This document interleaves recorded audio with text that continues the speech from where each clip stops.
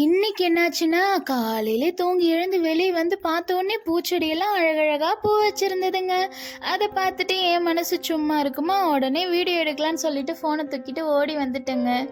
பூக்கள் அழகின் சின்னங்கள். அவை இயற்கையில் கலையை வெளிப்படுத்துகின்றன. பூக்கள் இனப்பெருக்கத்தின் ஒரு முக்கிய பங்கு வகிக்கின்றன.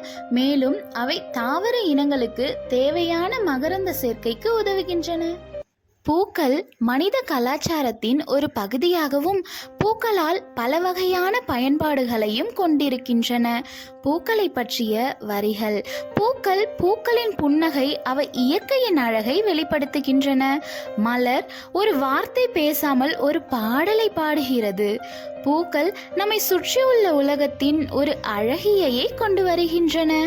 பூக்கள் இனப்பெருக்கத்தின் முக்கிய அங்கமான தாவர இனங்களுக்கு உயிர் கொடுக்கும் சக்தியாக இருக்கின்றன.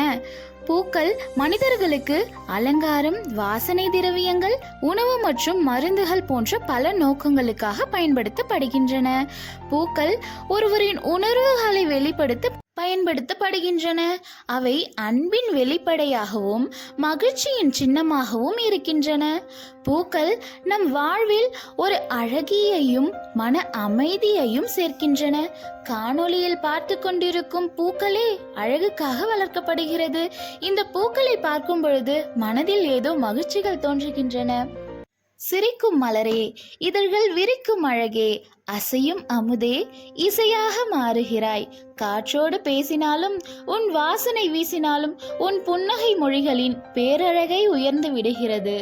இந்த பூக்களை பார்த்து கொண்டிருக்கும் பொழுது பகலில் தங்கும் நிலா, இரவில் மறையும் பொழுது உன் அழகை நான் தேடுகிறேன் பூவே. உங்களில் எத்தனை பேருக்கு பூக்களை பார்க்கும்பொழுது மகிழ்ச்சியாக இருக்குன்னு சொல்லிட்டு கமெண்ட்டில் சொல்லுங்கள். என்னோட சேனல் பிடிச்சிருந்தது அப்படின்னா சப்ஸ்கிரைப் பண்ணிக்கோங்க. டாட்டா பாய்.